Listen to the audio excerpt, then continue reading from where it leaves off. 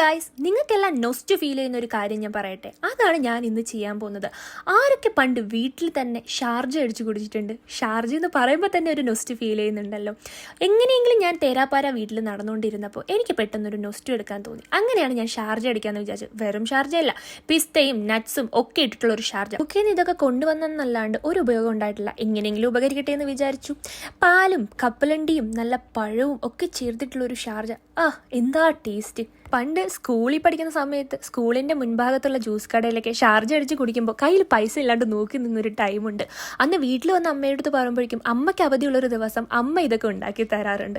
അതേ നൊസ്റ്റിലാണ് ഞാനിപ്പോൾ ഇത് ഉണ്ടാക്കി കുടിക്കുന്നത്. വീട്ടിൽ കസിനോ ചേച്ചിയൊക്കെ ഉള്ള സമയത്ത് ഞങ്ങൾ ഒളിച്ചുപോയി സാധനങ്ങളൊക്കെ മേടിച്ചിട്ട് വന്ന് ഷാർജ അടിച്ച് കുടിച്ചിട്ടുണ്ട്.